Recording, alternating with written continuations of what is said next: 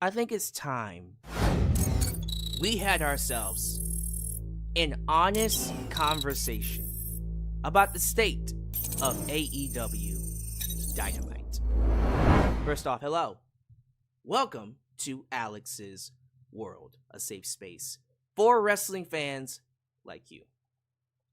I want to do something different for this live stream, for this review of the October 23rd edition of AEW Dynamite, live in Salt Lake City, Utah. It's easy for me to come up here and rip shows like this apart. For this particular episode, it's almost too easy. If I really wanted to, I could make this show look like the absolute worst episode you have ever seen. It wouldn't be that hard. They gave me enough material, enough horribly booked segments, terrible writing, to really make this show out to be one of the worst Dynamites I've ever seen. But I don't want to do that. I don't want to be that kind of a reviewer today. Now, best believe, there will be some ranting. I am going to call out a lot of shit that we saw tonight. But I also want to be just a tad bit constructive. Because we've reached a point, or I've reached a point with AEW, where, if I'm being honest with you, the magic is gone. This is the first time I've actually said that. I've come up here for what feels like almost a year now, and I've talked about how AEW kind of has lost its mojo. It's run cold ever since losing CM Punk and many others. Of course, Sting retiring, now Bryan Danielson retiring full-time. He's still going to come back and have matches, but he's not wrestling full-time anymore. That's still a big loss. And I remember bringing those two up last year. I remember saying, you're not going to have Sting for long. You're not going to have Bryan Danielson forever. You're going to have to build some new stars. Otherwise, your show is just going to get colder. And Tony Khan, for whatever reason, just failed to do that. He has failed. Outside of Swerve Strickland. Yeah, maybe one or two others that I'm not thinking of right now. But outside of Swerve Strickland, he hasn't really been doing a great job of creating new stars. Like this year alone, at least for right now, when I think about who is the top star running AEW, and I'll give you my top three for the men, maybe top three for the women. Of course, Swerve, already mentioned him. Will Ospreay, MJF. So, not much has really changed here. If MJF is still at the top, he's been at the top for what feels like 2 years now. Swerve, of course, just became a star. Will Ospreay just exploded onto the scene. And those three, everything they are, and I mean this, everything they are involved in is awesome. Even the stuff tonight with Kyle Fletcher, Will Ospreay, even though Will was not on the show, was good. The stuff with the Hurt Business, or the Hurt Syndicate, involved with Swerve, that's also good. MJF, I don't know about that one. We'll talk about it later. But those three, to me, have been the best parts of AEW in terms of the men. The women, it's a bit tricky. But in my head, Willow Nightingale, to me, might be the number one. Toni Storm, easily number two. And I mean, everything she's been doing with Mariah May, top notch. I want to say number 3 is Mercedes Moné. I want to, but if I'm being honest, I have not been a fan of her booking. I think Tony Khan completely missed the point of how to book Mercedes Moné. and I've already said it before in past videos, this is someone who's known for her in-ring ability, not for her talking. And I feel like she talks way too much. And so she doesn't feel like the star that I think me and you know she should be. But at the same time, if it's not Mercedes Moné, then who is it? It's not Britt Baker. It's not Thunder Rosa. It's not Deonna Purrazzo. I don't even think it's Mariah May. Because Mariah May is dry. Dry as a women's champion. And that's saying something. When you're the top women's champion and you're super dry. That's not good. And so we've reached a point now where AEW is struggling to draw interest, to make people pay good, hard-earned money to come to these shows, to buy merchandise, to buy their pay-per-views. Numbers across the board are down. And we can sit here all day and talk about this new TV deal, which, again, congratulations to AEW on that. But the problems are so glaring, it's literally impossible to ignore. And tonight, the problems got to a fever pitch with me. Understand this. When Dynamite was over, I on purpose took a break. Usually when the show is over, I come up here to do a review. You notice it's a lot later than usual. About an hour and 30 minutes later. Because I was angry. I was angry with Dynamite. And let me tell you exactly why I, as a fan, was not feeling this show. It wasn't even one particular thing. It's multitudes of things. Multiple things. But one thing stood out above the rest. And it was this. Throughout the entire show, the AEW locker room, or at least the baby faces of the AEW locker room, and it was literally, the Dark Order, Private Party, I would have to get the list of all of these people, Jeff Jarrett and his crew. Oh my goodness. It was all kinds of babyface talent. Daniel Garcia was out there. And they were all standing out there waiting for Jon Moxley and his crew to show up. And they spent the entire show, 2 hours plus, showing them outside. Waiting for Jon Moxley with bats, pitchforks, whatever, weapons. And then we get to the end of the show.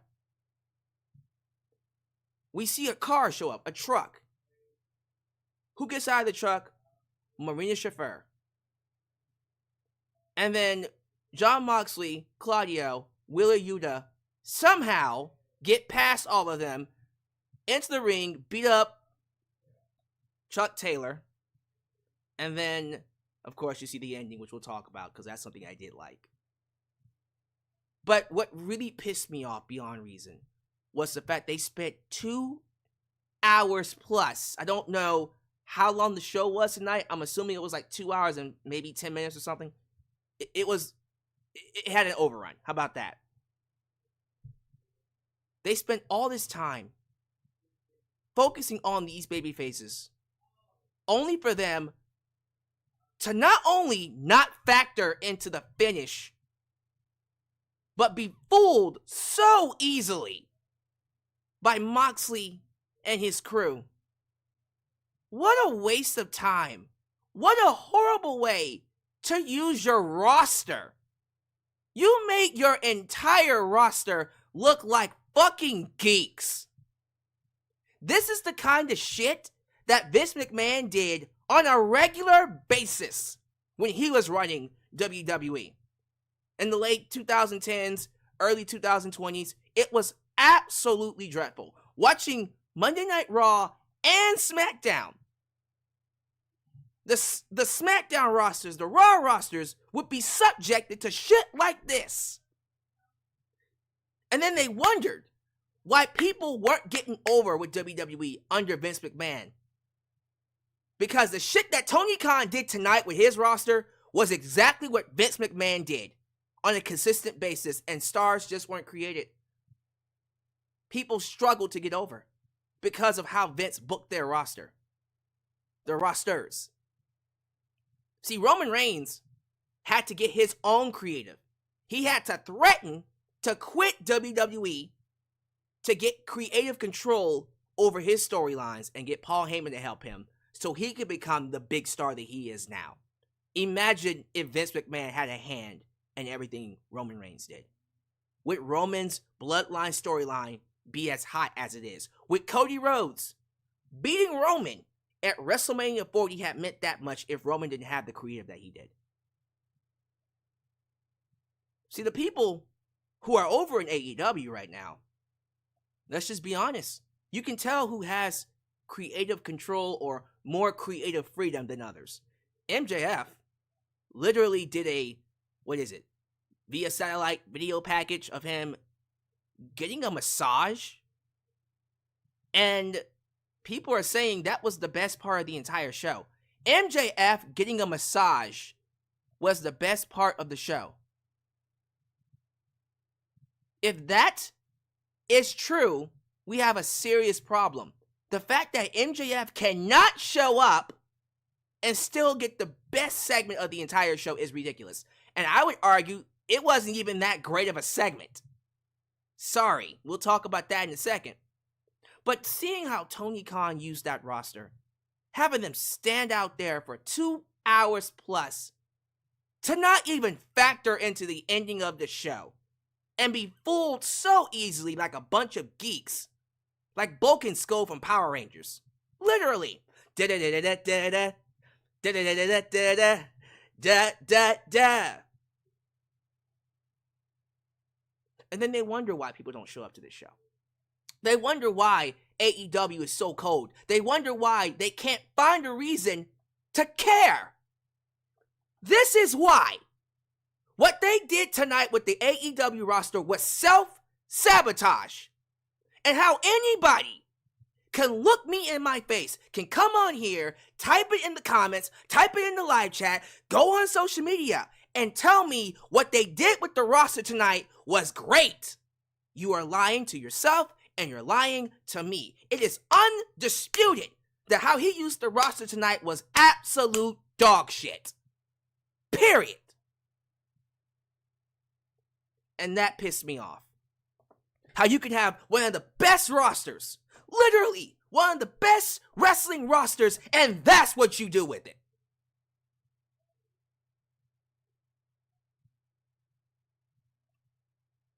You tell me when I'm telling lies. So can we please have an honest conversation about the state of AEW Dynamite? Can we have a truthful discussion about the people running this show and the fact that they have no direction, they don't know what they're doing, they have a gold mine, they are sitting on a gold mine, and they don't know where to dig? Can we have a discussion that things should be better than what they are? A company that has literally the best year pay-per-views that I've seen, well, any company have, really.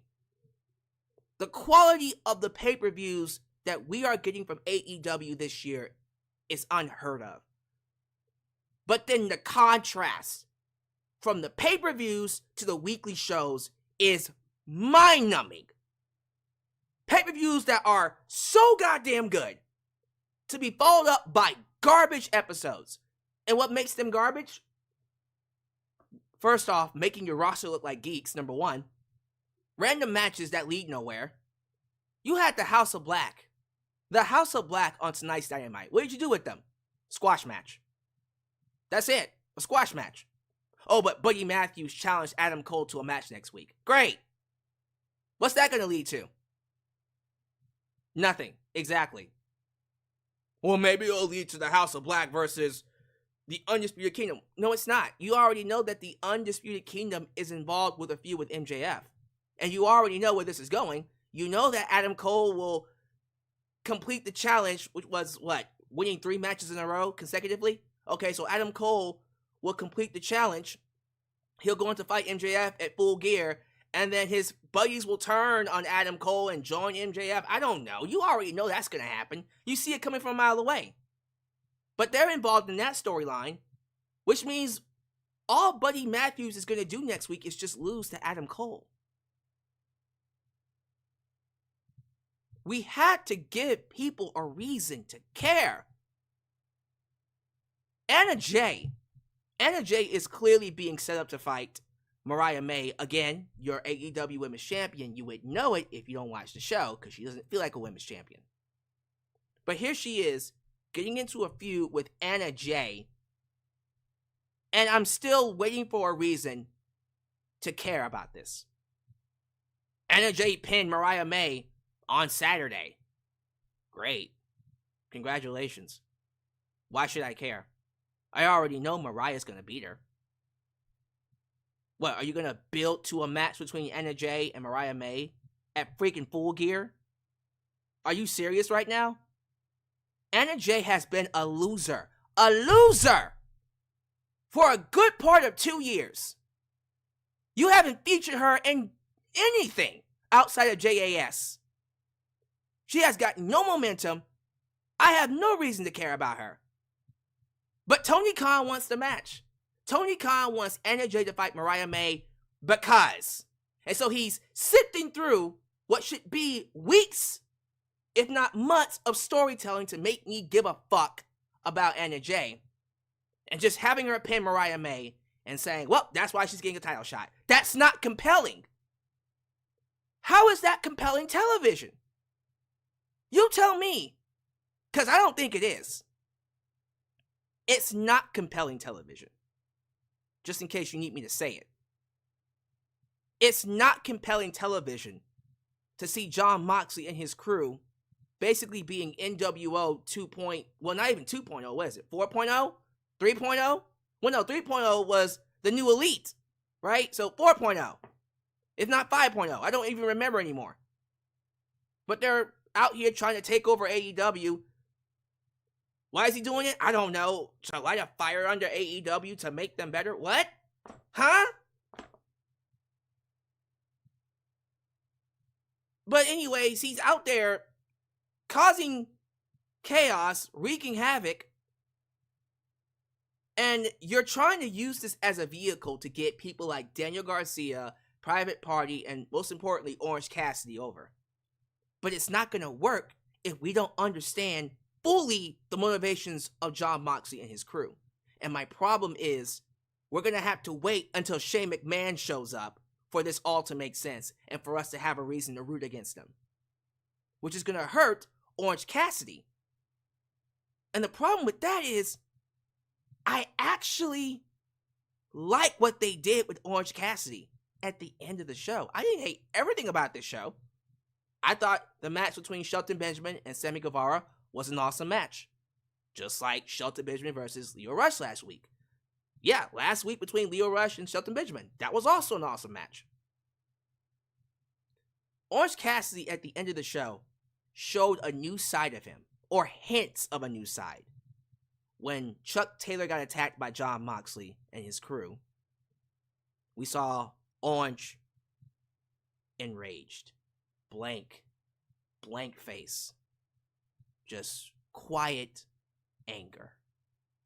And it seemed like a new shift in his character, a new wrinkle in his character was coming about. And I want to get excited for it. Because Orange Cassidy has been, I'm just going to say it, he's been overexposed. And his character basically lost its luster in 2022. I've been sick of this Orange Cassidy gimmick since his feud with Chris Jericho. When was that? That wasn't even 2022. That was 2021. I was over Orange Cassidy then. That wasn't even 2021. When was that? Was that during the pandemic? Whenever that was. I was sick of it. But I stuck with it, and I support it because Orange Cassidy is a great talent. He's a great worker, and I like that guy. But man, his character's been dry and directionless for the longest time. And I've been waiting for him to take it to a new level, do something different. And so when I saw that they were doing something different tonight, there was a side of me that was like, Finally, some character development.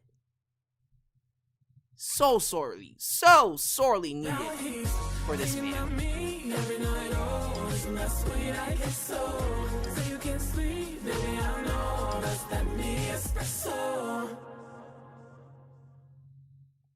I don't know what worse, AEW 2024 or WCW during its dying days. Yeah, we're getting to a point where even I can't tell, my friend. But I got excited because for the first time in a while, I said to myself, oh my God, we're finally going to do something with Orange Cassidy.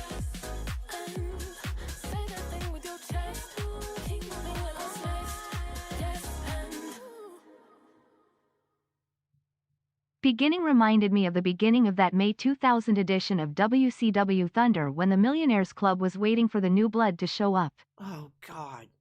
People are starting to connect episodes to WCW's episodes now. That's not good, y'all. But that's what it is. You see hints, small hints, potentially of a better AEW. You want to believe that things are going to get better. You want to believe that things will turn around with Shelton Benjamin, MVP, Bobby Lashley coming in. You want to believe things will turn around when Orange Cassidy finds his new character. You want to believe things will turn around when Toni Storm comes back and they get back to Toni Storm and Mariah May. You want to believe things will turn around when Thunder Rosa comes in and we do Mercedes Moné and Thunder Rosa. Britt Baker. You know, Britt Baker apparently is sick. Bring her back. We do her and Mariah May. We're hoping and begging and pleading for something to happen to give AEW that feeling again. What did Daniel Garcia? The feeling's restored. We're looking for something to restore the feeling. But they're just not doing it. And I'm not there yet, but I'm starting to get to a point where the magic is just gone. And when you lose that magic, ladies and gentlemen, it's hard to get it back. It's hard to get back that magic once you lost it. That's not me being negative. That's just me being honest. That's just me being honest. So, let me go ahead and move into this review. I want to take each segment and not necessarily talk about what happened, but talk about how it could have been better from my perspective. Things that I wanted to see. And I hope when people watch this video, and I'm seeing a lot of people watching me right now, and I do appreciate the people joining me live. I hope when you see this video, you don't come out thinking he's hating on AEW just to hate. No, I truly believe this show should be a lot better than what it is. But the people in charge are what's killing it. The creative direction is what's killing it. What they're doing with the talent is what's killing it. We're going to go ahead and get things started. Thank you. We got over, oh my God, it's more than 100. It's close to 150. It's 138, 144, excuse me. Over 100 people here watching me live. Thank you so much for making me a part of your day. Please do me a solid favor and like the video. Because the more you like the video, the more opportunities I will be given to be recommended here on YouTube. While you're here, let me go ahead and do the rest of the things. If this is the first time you're watching me, do me a solid favor. Of course, like I said, like the video, subscribe, and click that bell to catch all my content when it comes out. Wow, your edit help expand the brand by doing the following things. Join the membership, click that join button, and get the opportunity to request a video of your choosing, whether it's a live reaction, a hot topic, or a review, past, present, or future. Also, don't forget to give thanks. Hit that super thanks. If you would like to donate after the fact, you can. Also, like me on Facebook, follow me on Twitter, just Alyx Central. Give me a follow on Instagram, give me a follow on Spotify, give me a follow on Kamille, give me a follow on Threads. Follow us on Discord, and give me a follow on TikTok, for I am the tickest of the talkest. Donate using PayPal, Patreon, Cash App, Venmo, and yes, Super Chats are officially on. You can donate at any point in time during the broadcast to get your thoughts played live on the air. Email me at justalyxsworld@gmail.com for business inquiries, just to say hi, and get yourself a t-shirt today at Pro Wrestling Tees and Teespring. Are you a Just Alex guy? Join the club. Get you an I'm a Just Alyx Guy t-shirt, hot off the press. Get you an old school Deluxe Man t-shirt. Get you a new school Alyx's World t-shirt, and many, many, many more shirts coming your way. So stay tuned, join the cause, and help expand the brand today, right here in Alyx's World. I want to thank the lovely people over at Mint Mobile Country for being the partners of this week's broadcast. Mint Mobile is here to give you a sweet deal on mobile plans. Some of you pay an arm and a leg for your mobile plans for Verizon. You're watching me on your phone right now, unlimited data, unlimited text, unlimited talk. That's not cheap. Great quality, of course, but that stuff can range in the hundreds. What if I told you you could have that same plan, same quality, for $15 a month? And I'm not kidding. Mint Mobile is here to help those get a great quality plan for an affordable price. I'll give you more details with this upcoming partnership. We're going to hear from them. And then, of course, we'll get to some shout-outs. This video is partnered by Mint Mobile. Like many of you, I've been trying to cut back on expenses lately, but let's be real. It's tough when you got things to do and you don't want to give them up. But sometimes you have to make those sacrifices to pay your phone bill and satisfy the big tech companies. That was until I discovered Mint Mobile. Mint Mobile offers premium wireless services starting as low as $15 a month. With Mint Mobile, you can get high-speed data plus unlimited talk and text on the nation's largest 5G network. Best part, you get to keep your phone and even the phone number. Now, if you do want to purchase your own phone, they do have phones available on the website, which you can get through the link. The internet service is reliably fast. It's so seamless, I put it up there with any other network on the market. Now, some of you might think switching to a new service is a hassle. Let me reassure you, this is only going to take you 15 minutes to set up. You could literally do it right now from your phone, no need to leave your house or contact anybody. And if your device does not support eSIM, then Mint Mobile will personally ship you a physical SIM card. So if you're like me and you want to save a little bit of money without sacrificing anything, use the link trymintmobile.com/justalyx and start your wireless plan today as low as $15 a month. Don't lose out on this opportunity. Start saving money by switching to Mint Mobile today. Thank you all so much for making me a part of your day. Please show your love to the Mod Squad, Ultra, Shine Ass and Firestar Heart, Elias Ademi, New Japan Pro Wrestling Girl, Khalil does everything. Highway dealing, danger, and of course Big MGM, because they help keep this a safe space for wrestling fans like you and like me. So, be sure you like the video. Once again, it is imperative that you hit that like button, because the more you like the video, the more opportunities I will be given to be recommended here on YouTube. So help boost that algorithm by hitting that like button. Thank you for the donations, by the way. Of course, quick shout out to Harold Roran and of course BW Rasa, because they donated their sweet hard-earned money to support the channel. I do appreciate that. Let's get to some other lovely people here. I did not expect to see these two people, but guess what? They're going to get my love anyways. The best wrestling reaction channel on this side of the YouTube space. Everyone, show your love to A&B Convos Wrestling Edition. Good to have them here. A&B, of course, does not do AEW live reactions. That's something that they have dipped their toes into here and there, but they mainly focus on WWE content. If you're looking for reactions to WWE, check them out. Mondays, Fridays, and of course pay-per-views on the weekends. Check them out right now. Also, quick shout out to Chris Wrestling Views. Chris Wrestling Views has been a mainstay on this channel. He has been supporting me for what feels like a decade or so. And so it's good to have him here. Thank you for being here, sir. Right at the top, I see JJ, who let the dogs out? Ooh, JJ Bulldog. We got Brandon. We got Dawsey Chatham. I see Q24. Samantha Poole. Also from the land of A&B Convos. I see, ooh, let me scroll down a little bit more here. There's so many people. Frank. Is that Franks92? Franks92.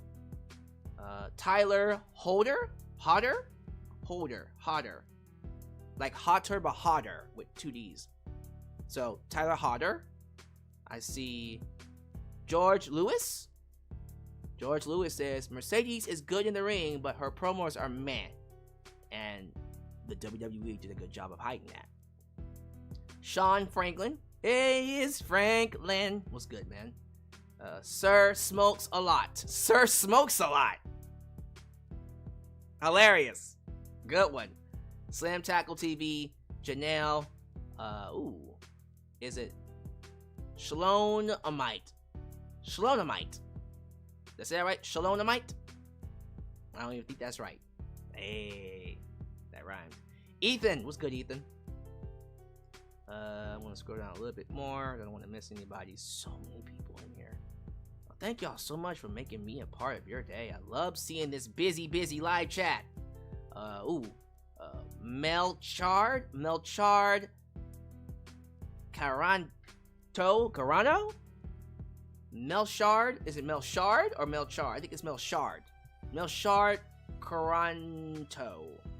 Close enough. Welcome. Pikachu Black. Oh, we got some regulars. Wesley Franklin. Too many Franklins. Mike Pringle. And alright, let's just go ahead and end it with this last one. Okay. I don't wanna say anybody's names twice. People are interacting here. Ralph. Alright, thank y'all so much for making me a part of your day. Once again, AEW Combos, Mint Mobile, all that stuff is down below in the description. Social media, like the video. I think it's time we get to what you're really here to discuss, and that is the state of AEW. So let's get right to it. When it comes to tonight's episode, and the first thing I noticed when the show came on, the crowd was dead. And it wasn't one of those things where they were dead for a portion of the show and then they got into it at certain points. It was dead for a good amount. I don't even recall one segment where they were loud. And you want to know how I knew the crowd was dead? When Adam freaking Cole came out and did his signature, Adam Cole, baby! You couldn't hear anything. You could hear a pin drop. It was almost like 10 people were saying it with him.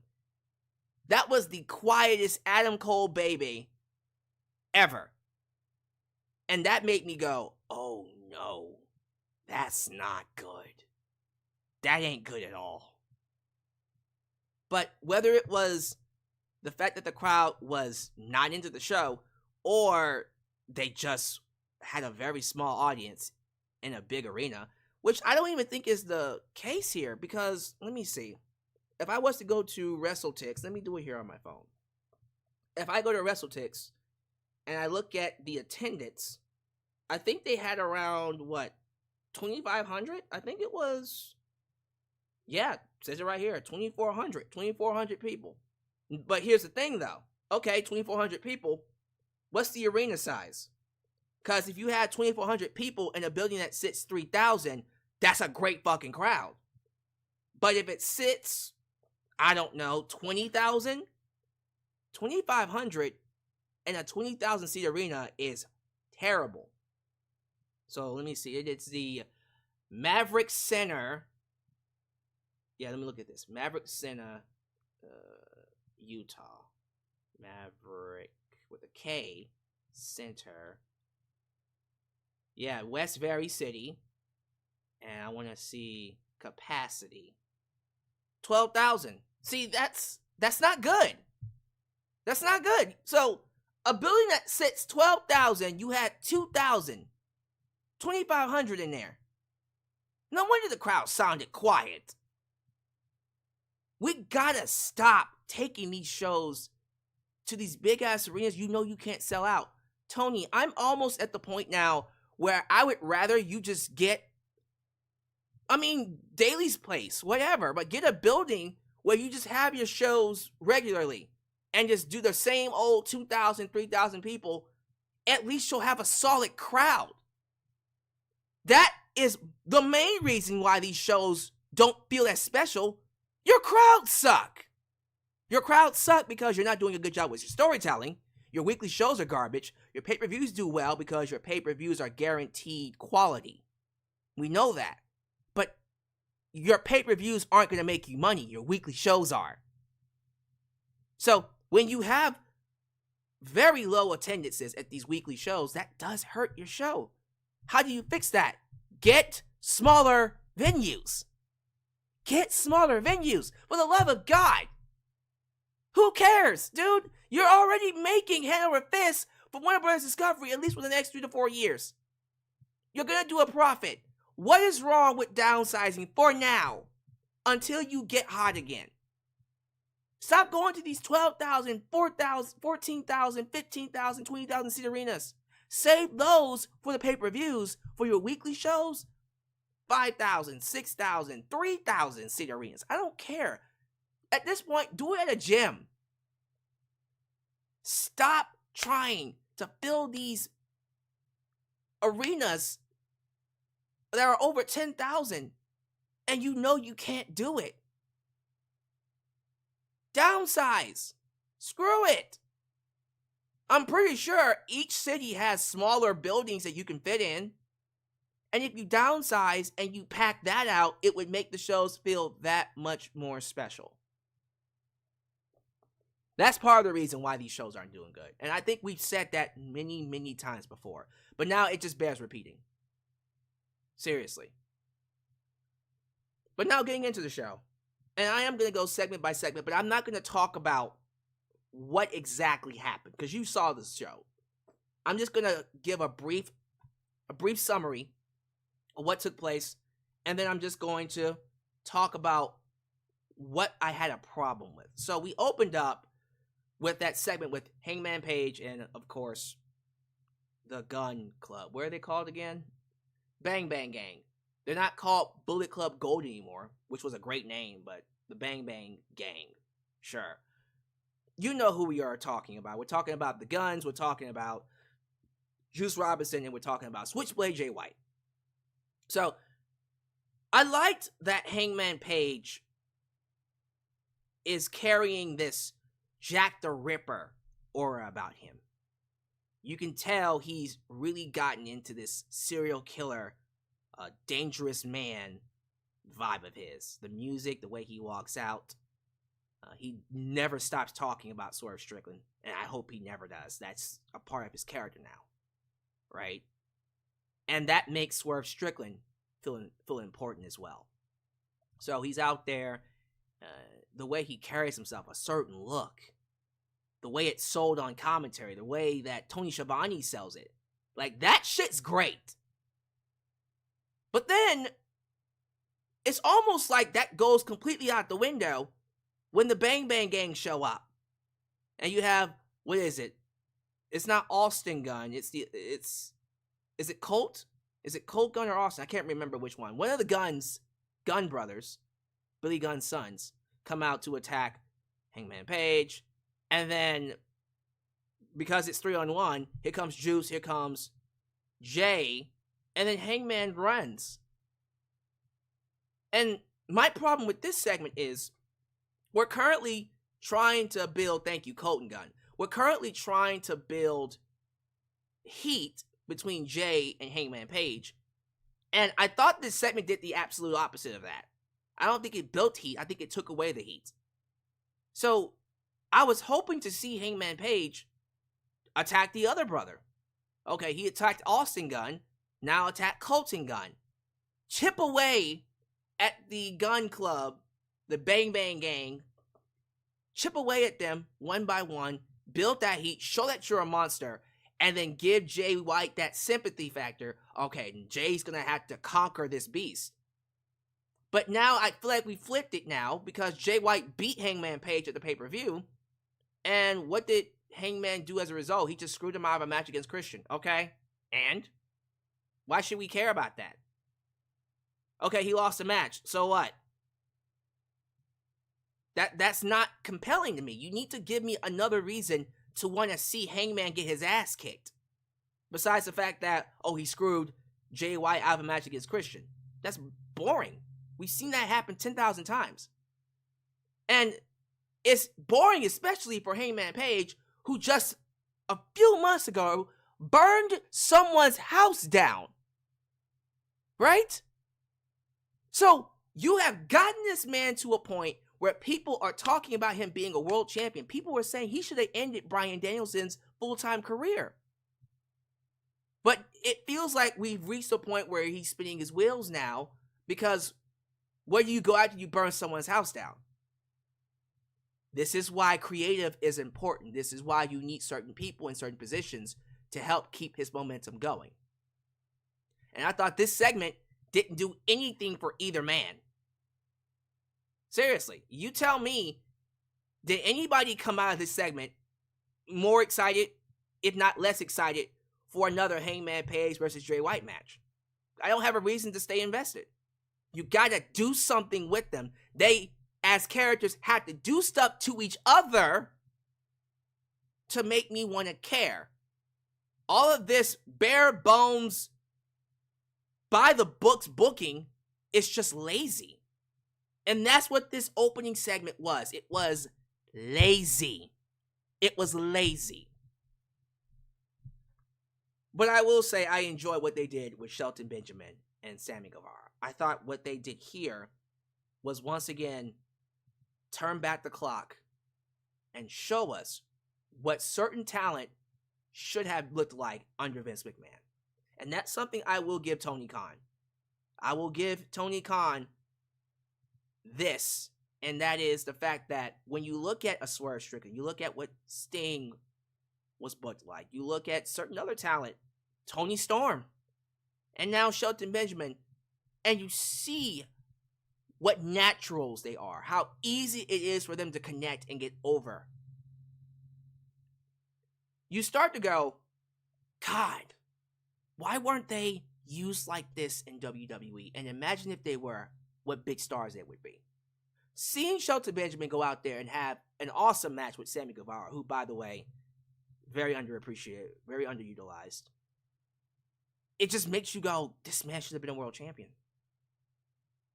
And it also kind of pisses you off because you know, well, it's not going to happen if Bobby Lashley comes in, because Bobby Lashley will get the focal point and then he'll be the world champion.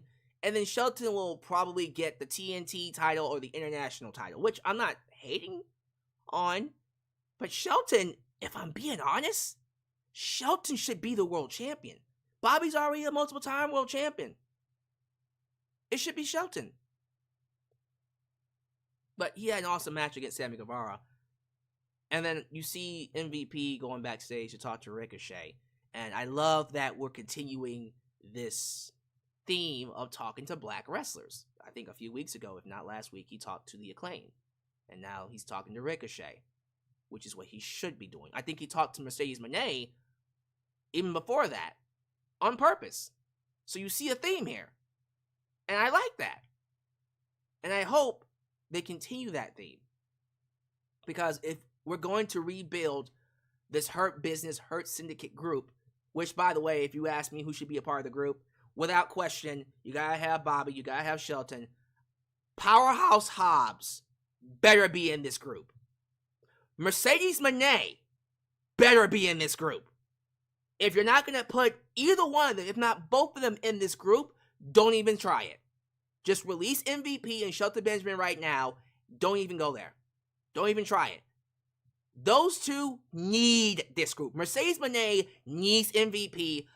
Powerhouse Hobbs needs MVP. You put those two in the group, now we're going somewhere. Now we got something. Now we got something cooking.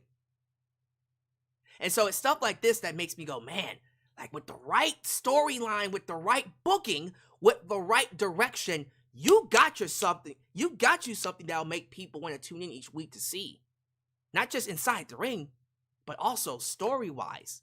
But you gotta give them a character. You gotta give them some type of a story to work with. And we're still building the group. We haven't seen Bobby Lashley come in yet. He'll come in soon, probably next week. He'll probably help Shelton beat Swerve Strickland next week. He should. And then we'll add in more people, which is what we should be doing, right? So I liked that. And I hope that continues to be good. I would hate if Swerve beats Shelton Benjamin next week and then he just disappears. Don't do that. But I'm scared that's exactly what's going to happen. What should happen is that Bobby Lashley should come out, or Powerhouse Hobbs should come out, help Shelton beat Swerve, and then Swerve goes on to fight Bobby Lashley at the pay-per-view. But we'll see what they do with that. I don't know if that's going to be the case or not, but that's definitely something I'm thinking they should do. But we'll sit on the Hurt Business, Hurt Syndicate stuff for now. So Kyle Fletcher came out and cut a promo explaining why he attacked Will Ospreay. And I thought his explanation was understandable. I thought his delivery was pretty good. And I just came to the conclusion, this is what he should have been all along. Kyle Fletcher just works better as a heel. I like seeing him shave his head, trying to remove any semblance of Will Ospreay. And I hope he continues that. I hope he changes his style altogether, gives us a whole new moveset, completely removes any aspect of Aussie Open, what is it called? United Kingdom, United Empire, right? Remove all aspects of that and just be a whole new different character. I want to see what that Kyle Fletcher will look like. Because if they do it right, who knows what could happen? You could create a new star. But yeah, the whole storyline is everyone thinks I'm the next Will Ospreay. When in reality, I should be the focal point. I should be the golden boy. The show should be about me. And it drives me crazy that everyone thinks you are the golden child.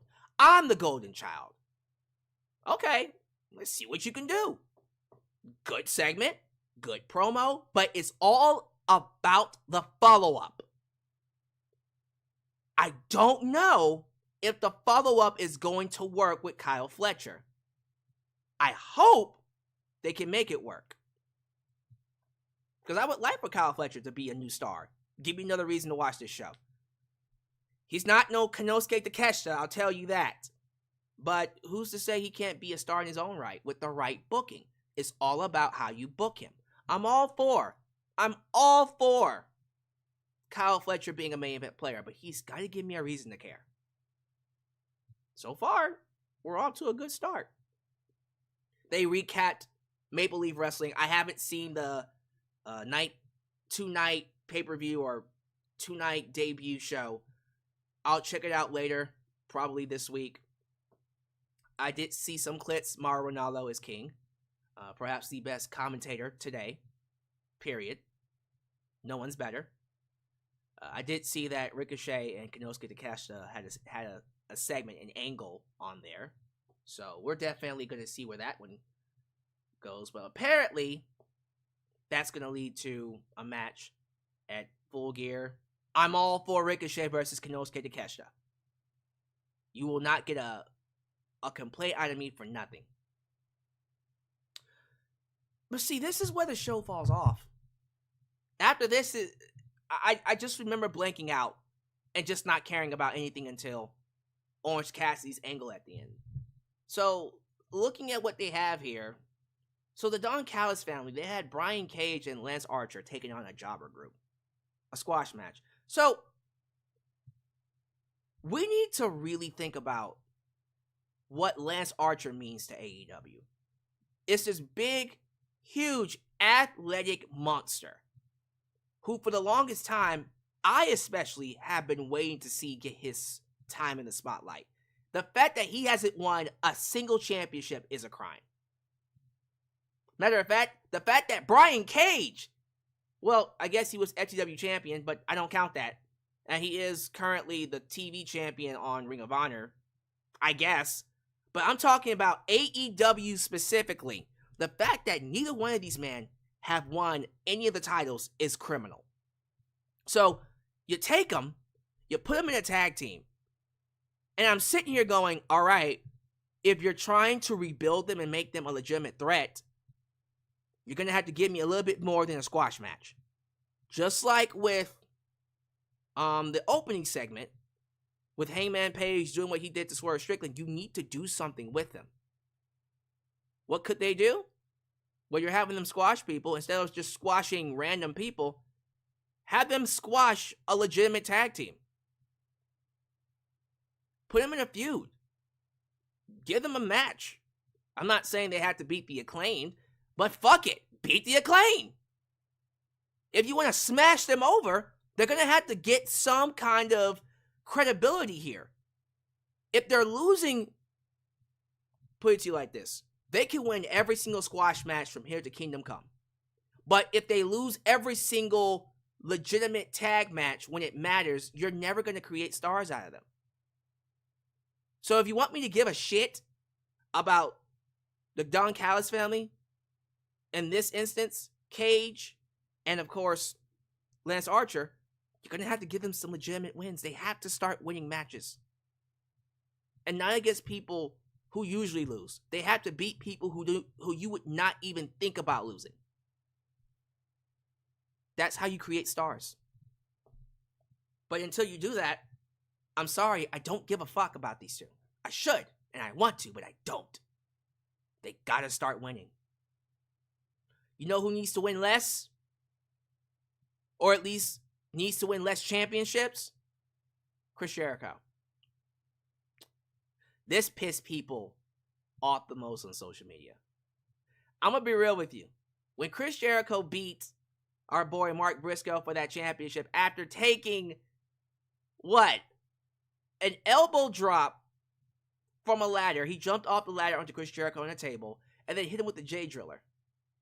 After taking all that, you had freaking Big Bill, who's 7 feet tall, carry Chris Jericho up the ladder and help Chris Jericho pull down the Ring of Honor World title, making Chris Jericho a 9-time world champion. Nueve. The Nueve. And I sat here watching this happen, and I just had one question. What did this accomplish? How does this get Mark Briscoe over?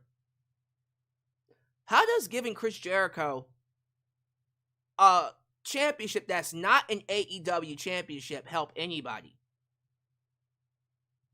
I wouldn't have been as upset about this if it was like the TNT title, right? The international title. But it's a championship that shouldn't even be on this show. So first off, we gotta stop booking Ring of Honor titles in this show. We gotta do away with them. I'm at the point now where I'm ready to just shut Ring of Honor down. Just shut it down. Close its doors, move everybody up to the main roster. Fill up Collision, fill up Dynamite. Because I'm sick of it. I'm tired of it. Ring of Honor is a dead brand. And if we're at the point where we have to feature the Ring of Honor championships on your shows to make people care about it, we got a problem, Tony. You need to kill that show, as in kill the brand, let it die, or sell it off to, I don't know, sell it to... Who can you sell it to? I don't know who's running TNA right now. Was that Anthem? Whatever. Like, I'm at the point now where I just seriously want anybody to take Ring of Honor away from Tony Khan. Scott D'Amore. Thank you. Scott D'Amore, who's running Maple Leaf Pro Wrestling. You know what? There you go. Sell Ring of Honor to Scott D'Amore and let him fuse that roster or whatever that's left with Ring of Honor into his show, Maple Leaf Wrestling. And then you focus on AEW. Why not? Get these championships off your show. Because all it does is just drag it down, and it makes the AEW titles feel less important. If you have too many titles on your show, winning a title doesn't feel special. We gotta stop with the oversaturation of championships. But also, most importantly, what are we doing with Chris Jericho? And I sincerely ask that, because the booking with Chris Jericho and this gimmick, the Hi Guys Learning Tree gimmick, is easily the worst gimmick he's ever done. And usually Chris Jericho is king at reinventing himself. I hate this iteration. This is literally the worst Chris Jericho gimmick I have ever seen. It's probably literally bottom of the barrel. I can't think of one worse. It's terrible. And what are we doing? He's winning the Ring of Honor Championship to do what? What is that doing? Who does that get over? What, is he going to drop it back to Mark Briscoe at the Ring of Honor Final Battle Show?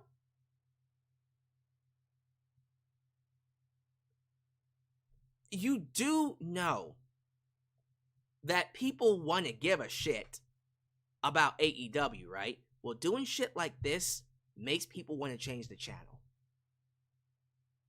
And I say that in all sincerity. This is not a great way to book anybody. It's not a great way to book Chris Jericho. It's definitely not a good way to book Mark Briscoe. But we're going to get a rematch. You know they're going to do a rematch at Full Gear. And it's pissing me off because I don't want to see any more Ring of Honor Championship matches on AEW television. If I wanted to watch Ring of Honor, I would get the Ring of Honor Club. What's it called? Ring of Honor Fight Club or whatever the fuck it's called. I would get that app. I would pay the monthly subscription to watch it. But I'm not because I don't want to watch Ring of Honor. Sorry, Tony.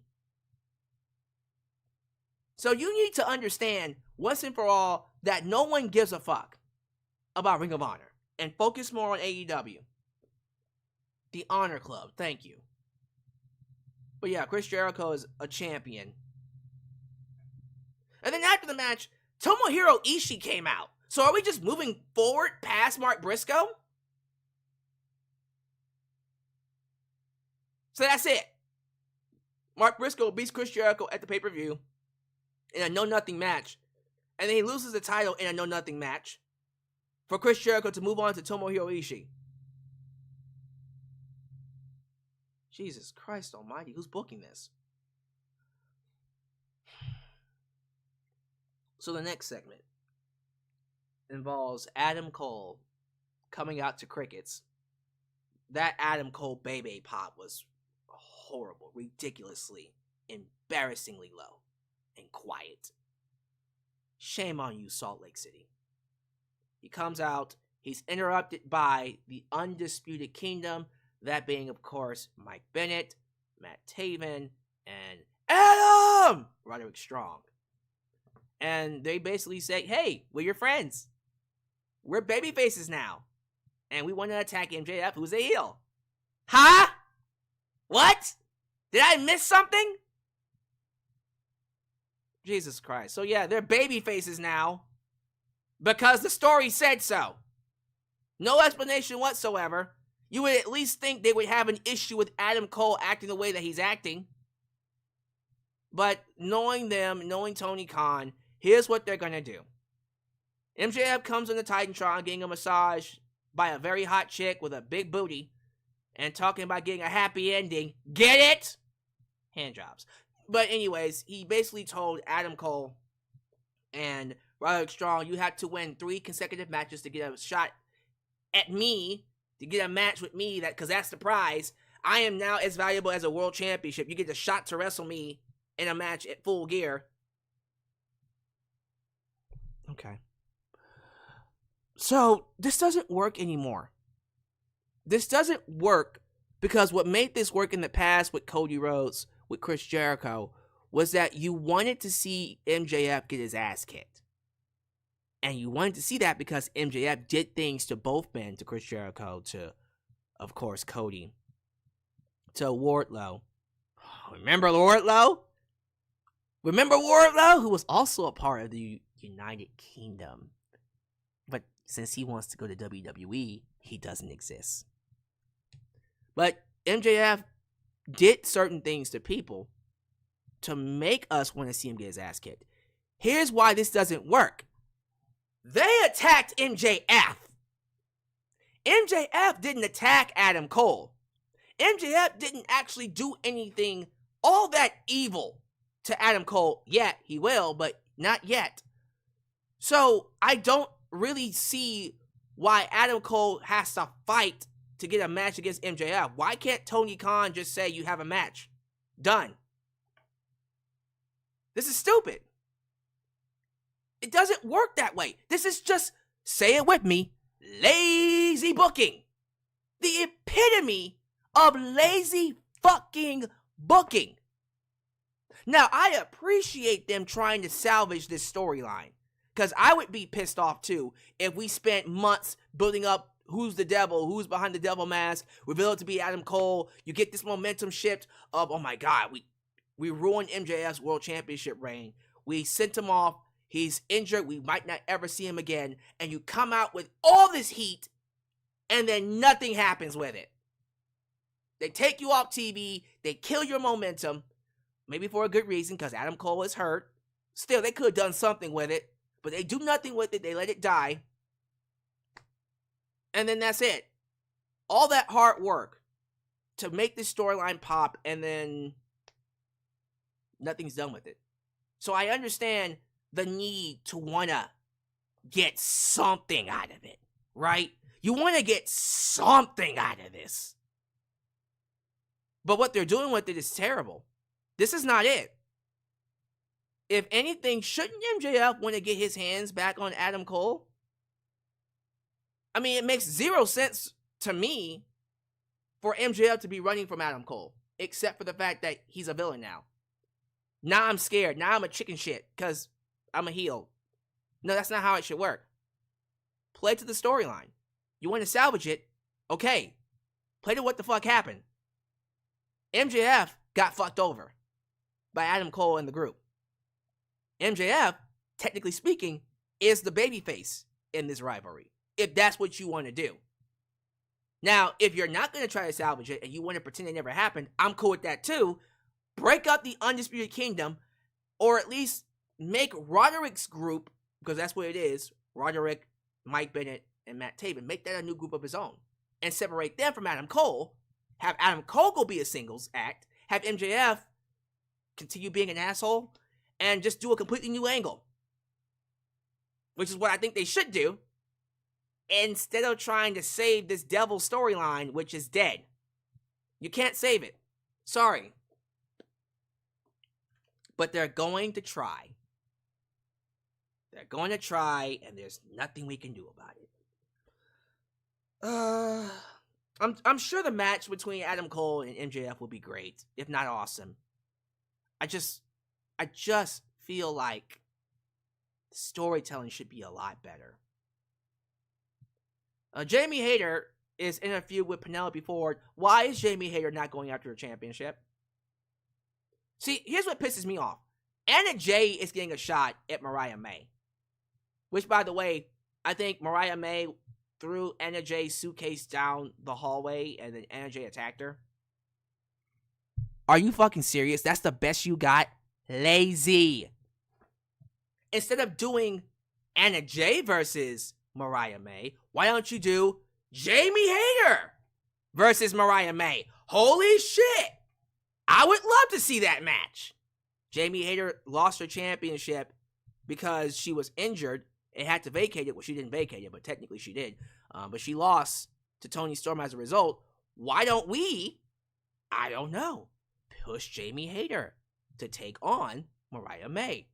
And I get it. You don't want to do that because the long-term feud is Toni Storm and Mariah May again. So anybody that fights Mariah May is going to lose. That's the point. I thought we were in the business of establishing making stars. Mariah May right now is cold as ice because you're not doing anything with her and she's fighting jobbers. Sorry, Anna Jay is a jobber. Well, Anna Jay beat Mariah on the Saturdays, so I guess she's not. No one actually believes that Anna Jay is gonna beat Mariah May. Do you? Exactly. Why don't you do a match or a feud with someone that could believably beat her? Like a Britt Baker. Like a Thunder Rosa. Like a freaking Jamie Hayter. But we're not doing that. Instead, Jamie Hayter is now in a feud with Penelope Ford? Why? Why?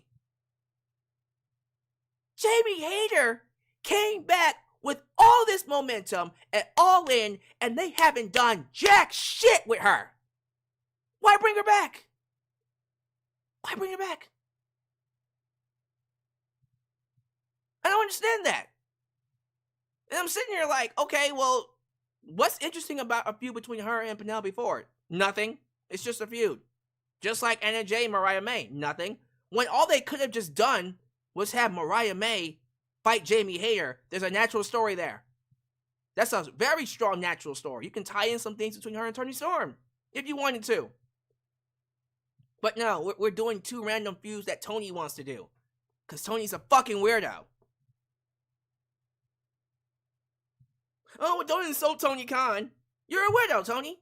You're a weirdo because you see better matches you could do, but instead you want to live in your little sandbox, and you want to go, oh, I want to play with this toy. I haven't played with Anna Jay in such a long time.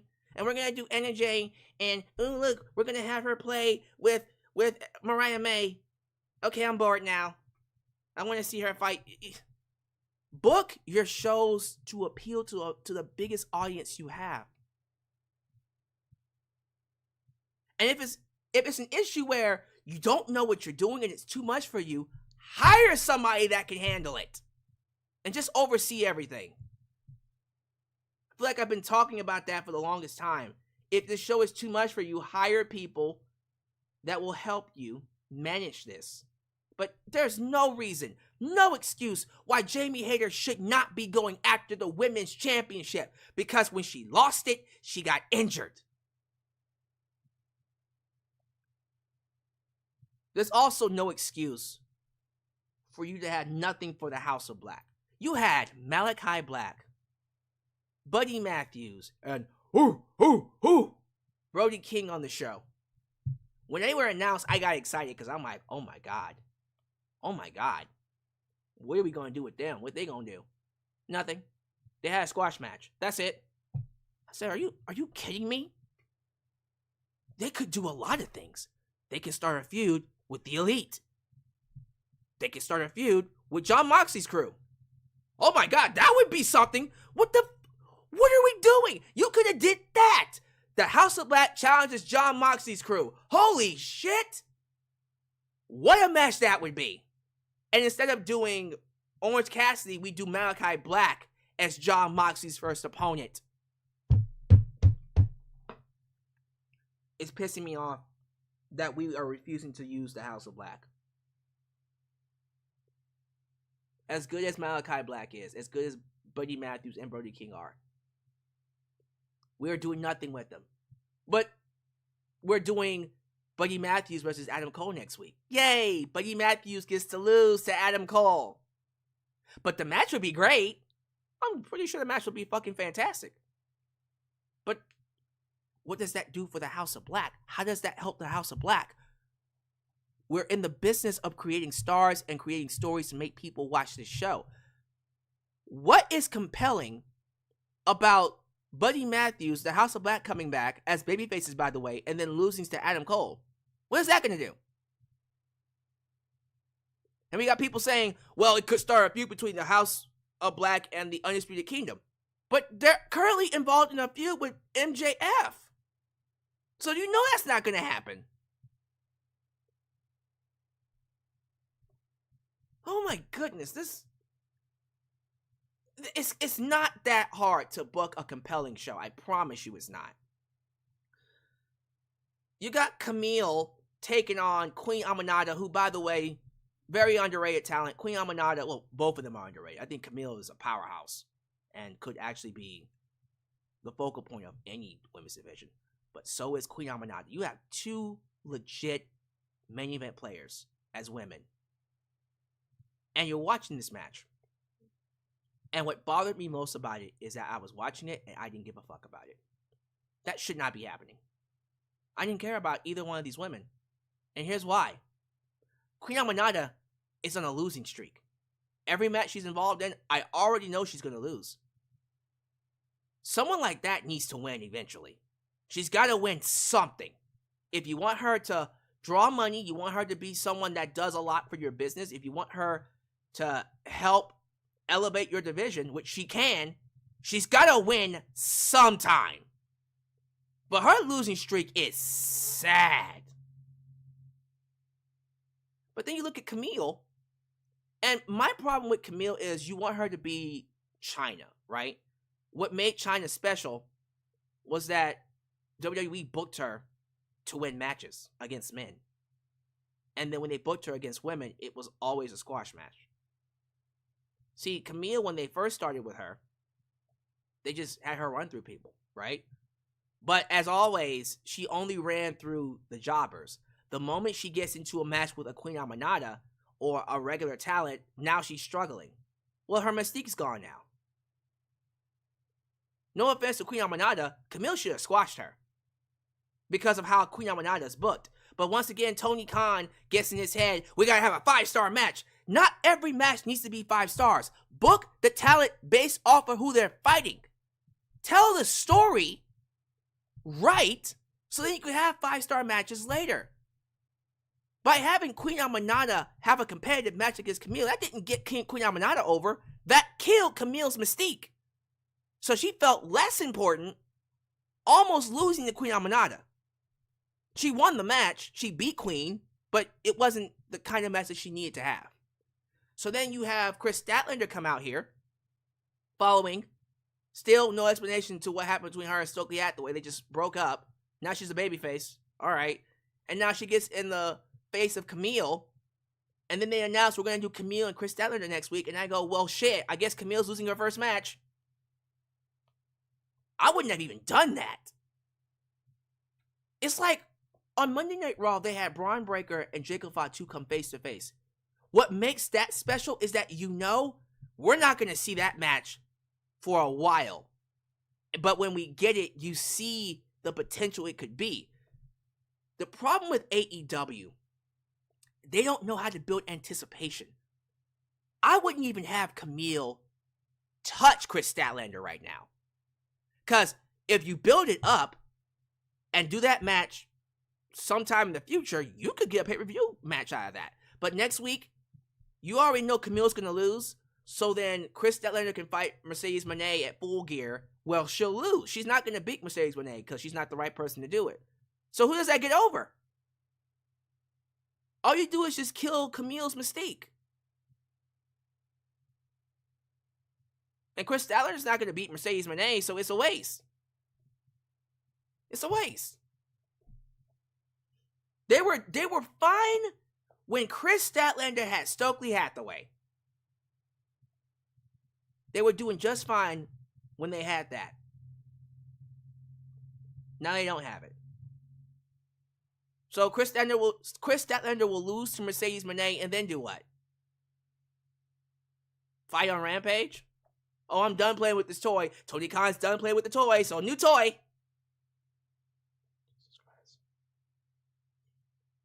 Where is Athena? We can have Mark Briscoe defend his world title on Dynamite, but not Athena? I have to watch Maple Leaf Wrestling to watch Athena? Tony's pissing me off, y'all. He's really pissing me off. It's stupid. This is the main event time. Are we at the point where we're getting to the main event? No, we're not, because we gotta talk about Christian, Hook, and Nick Wayne and Chris Sabin. Okay. They're doing this storyline about who attacked Taz. Taz had to leave to go get surgery, but they're tying it into a storyline. What happened to Taz, right? And so Hook came out. He said he saw video footage that we didn't get to see, and he starts attacking Christian. So we're thinking, oh, so Christian attacked Taz. Why? I don't know. That wasn't explained. So when he's attacking Christian, of course, Nick Wayne tried to stop him. But then Kip Sabian shows up in low blows. Absolutely out of nowhere. Low blow. Okay, I can't say out of nowhere. They've been kind of telling the story, I guess, for the last few months. So he low blows Hook and helps Christian beat him up. And then Kip Sabian is talking to Christian. Christian says, I know why you helped me. Get in the corner. And so if I can just piece it together in my head, Christian attacked Hook's dad, Taz, because it was his father. And Kip Sabian is getting with Christian because Kip Sabian's father recently passed away. I think it actually happened in real life. And so he needs a father figure. You could actually do something with that. That sounds pretty dope. But I'm sitting here trying to figure out, are we going to have Hook beat Christian while he's holding the contract to be a new world champion? I don't think either one of these men should be losing right now. Why isn't Hook going for a championship? Oh, that's right, because Daniel Garcia is going for the championship. He's going for Jack Perry's championship. Okay. Hook should be going for a championship. Period. I think the main event's after this.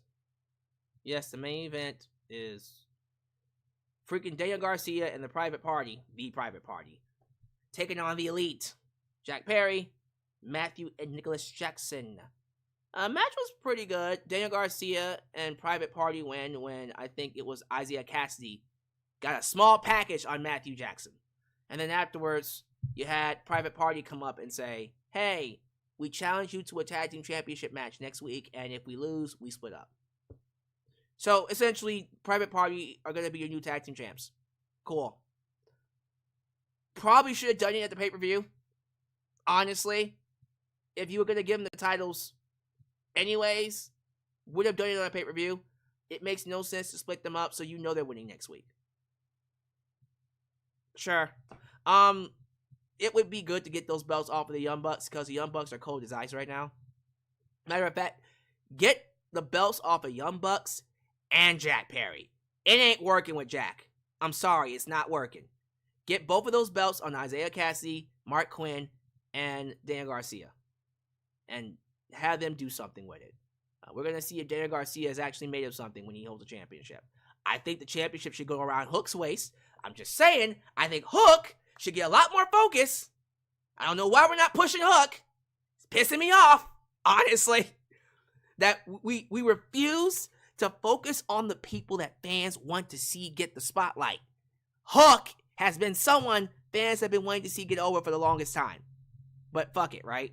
Fuck Hook. No one cares about Hook, except me. And then, we already talked about this at the beginning of the show.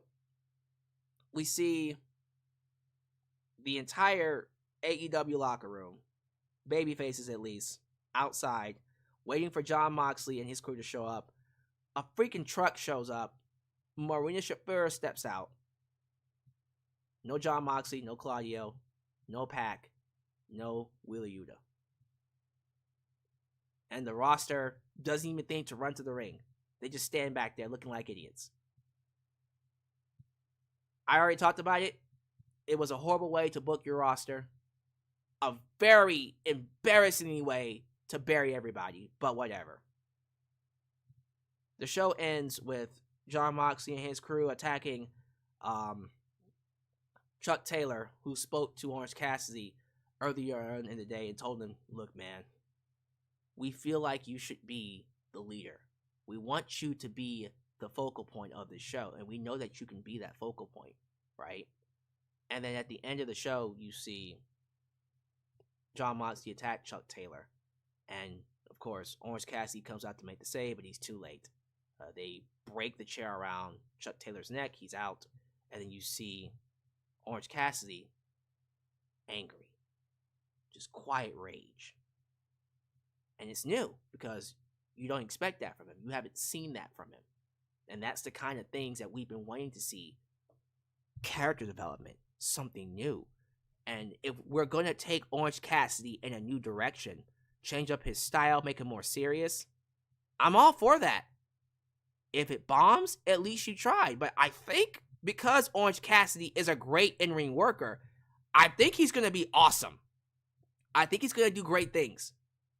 And so I'm hoping with the right creative, we can make Orange Cassidy feel like a main event player, which is what he needs to be now. I'm over what they're doing with Orange Cassidy and the Phantom kicks. That was great for the time when he first started wrestling because he didn't give a fuck. Let's move on from it. Let's make a new, absolutely badass Orange Cassidy. Let's do it. I'm ready for a new Orange Cassidy.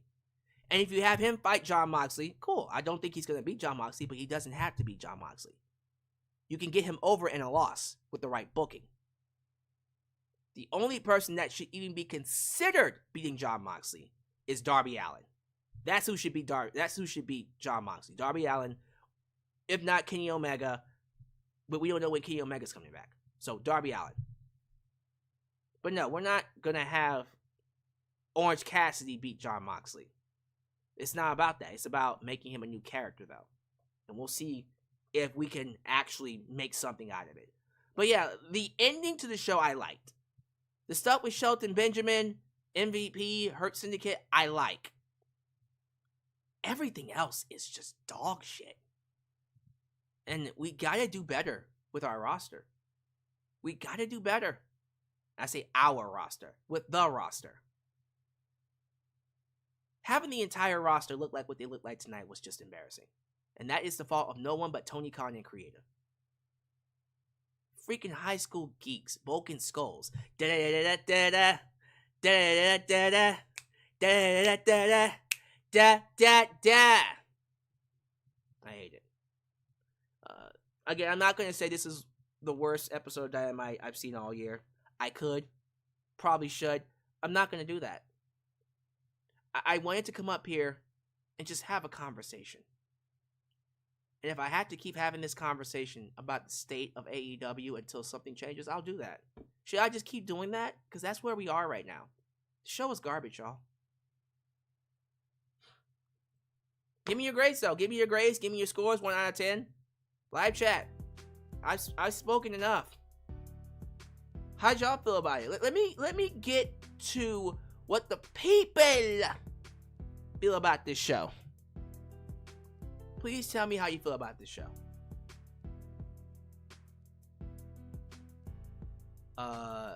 12,000 seats and only 2,000 people. Yeah, that's bad. That ain't good. George Lewis. Here's the thing. If Tony Khan doesn't get it together, AEW is going to fail. I don't think it's going to fail. I don't want it to fail, at least. But you're right. Things are going to get worse before they get better. AEW making that deal at Warner Bros. Discovery has got Warner Bros. Discovery like, what were they thinking? That's what George Lewis said. Well, we'll see if they end up having buyer's remorse in the future. Why are they having Private Party putting their tag team on the line? Joseph Winters, I don't know. I think it telegraphs them winning next week. But we'll see. I don't think Tony Khan is stupid enough to break them up. That would be dumb. Rickety. What's good, Rickety? Sammy sure bumped for Shelton. Absolutely. He said Sheldon, but Shelton. Yeah, I would bump for Shelton too. Sammy knows how to get people over. I think Sammy would be in a better spot if he wasn't getting in trouble and hurting people. Mike Pringle. Tony said in an interview, reason why he get those big arenas because of amenities. Okay. I'm like, okay, but it will make your shows look better if you fill them at least to half capacity. Or you can just pack out a 3,000 seat arena. What happened to Keith Lee? Keith Lee is still recovering from his illness. Apparently he came on social media and spoke about it and thanked everybody for looking out for him. But yeah, he's still sick. He's still very sick right now. The question is, which Toni Storm will we get when she comes back? Probably a new gimmick. A whole new gimmick would be nice. Chemo Embryo.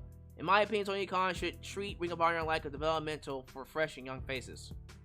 Well, yeah, I've been hoping he would do that. And just move everybody else up to the main roster.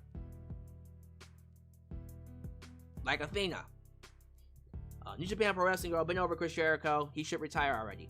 It's getting to the point now where even I'm like, it might be time to call it a day, Chris Jericho. It might be time to call it a day. If this is your rock bottom, then call it a day. People are saying Ring of Honor should be sold to Scott D'Amore. Absolutely. Fuse Ring of Honor and Maple Leaf Pro Wrestling and just run AEW. So the Undisputed Kingdom are babyfaces. Yes, JJ Bulldog, they are babyfaces right now. I know, right? And they attacked MJF. But they're the babyfaces. I love people saying Wardlow who. Y'all fucked up for that, but you're right. Like, who? Who's Wardlow? Jamie Hayter is a former AEW Women's Champion. She should be the one challenging Mariah May. Preach, sir. Once they knew Cole was hurt, they shouldn't have went through with the story. They shouldn't have went this route. They did because no one was gonna boo him coming back. Okay, but they should have just changed up the story. Queen Aminata needs a win. You damn right she does. Queen Aminata needs to get some kind of love. They treat her like she's nothing. They sure the fuck do. Kamille should be squashing people until she gets to Statlander. Kamille should be squashing people, period. Because she's Kamille. Jarrett Land says, personally, I like that AEW has a Shield-like faction now and brought back Undisputed Kingdom. Of course, perhaps just call them Undisputed Empire instead. Well, that name's already taken. You can't do that. But yeah, give us a different name. That would be nice. Yeah, I hate the fact that Camille's going to lose to Statlander next week, too. I think that's stupid. I wouldn't have done that. I don't think they should, but they will. Mike, is it Lan? Is it Lacheri? Like Chini? Like Chi? I can't see your last name, Rud. Mike, this is Tony Land. The titles are going from the Elite to Moxley's Angels. Moxley's Angels! Nice! Perry's problem is this is how they book heels. Jack Perry's gimmick is so lazy, just him being the reason that CM Punk left AEW. That's literally it. That's his heat. I got CM Punk fired. That's my heat. Sure. George Lewis gives the show a C-. Ralph gives it a C. Andre Lavandero gave it a 6.3 out of 10. Dylan Danger gave it a 4 out of 10. Jesus, he did not like the show. D+.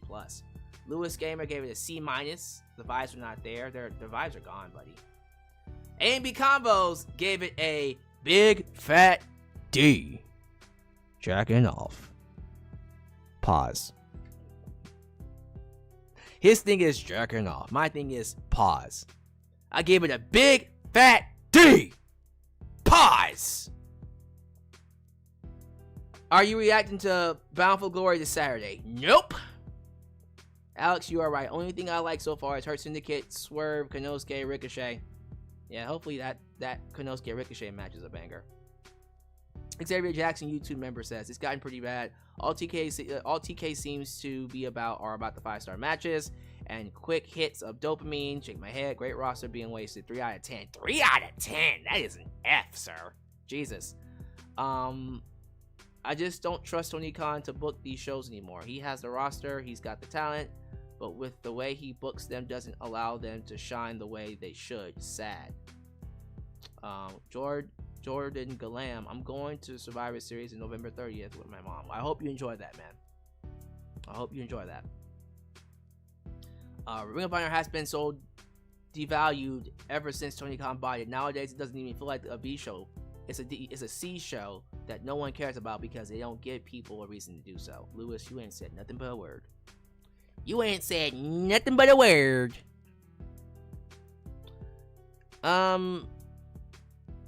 Let me see here. Slam Tackle TV. Imagine Hook versus Daniel Garcia versus Jack Perry in a triple threat match. I'm going for Hook. Green Kane. Why is everyone acting like the Undisputed Kingdom just randomly became faces? Are we forgetting about the match with Hook where Roderick Strong shook hands with him? I hate when people do this. I'm sorry, Green Kane. Guys, don't you hate when people pick random fucking moments and go, see, it makes sense if you go back last year on a Rampage at exactly 3 o'clock and 3 o'clock in the, well, actually, like 8, well, Rampage is on 9 p.m., 10 p.m. Eastern. At 9:23, such and such had this segment, and it ties in to what's happening now. I hate that. Okay, he shook his hands. That ain't enough to turn him babyface, sir. God damn. Oh, it makes sense because according to my calculations, at 3 years ago, November 2021, on Rampage, the third Rampage, at 9:27, Sammy Guevara took a dump, and that turned him heel. And so therefore, when Kip Sabian smelt it, it was a long-term storytelling. When they had a match now, here on Dynamite. Seriously? Is that what we're doing? I am. I don't even remember when they shook hands. When did they shake hands? The Kingdom are clearly still heel. And they're going to turn on Adam Cole at the pay-per-view.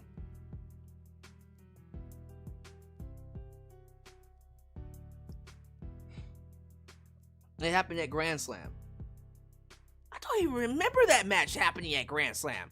But I guess they shook hands, so they're baby faces now. A handshake makes you a face.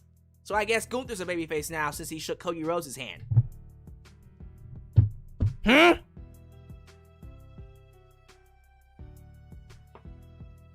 Yeah, because a handshake makes you a babyface all of a sudden.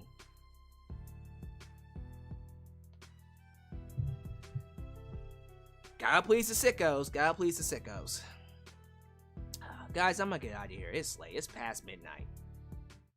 Y'all give me your thoughts. Just speak on the issues with AEW in the comments, like you guys are doing here in the live chat. Keep this conversation going because we gotta have a conversation. What happened to the AEW we loved?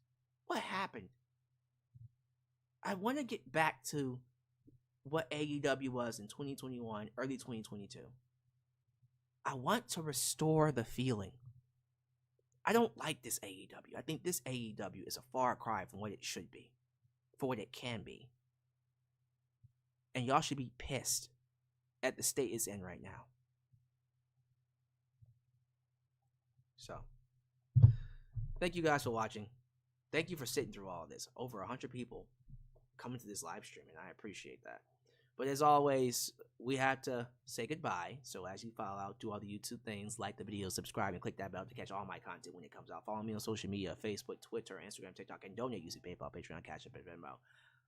We'll be back here on Friday for Friday Night SmackDown, and we'll be definitely getting into what I think is the last week of this build for Saudi Arabia's Crown Jewel, and then after that, onwards to Survivor Series, which is going to be a great show. But for AEW, the next pay-per-view apparently is Full Gear, which we got a lot of time to get to, and the storytelling is not great.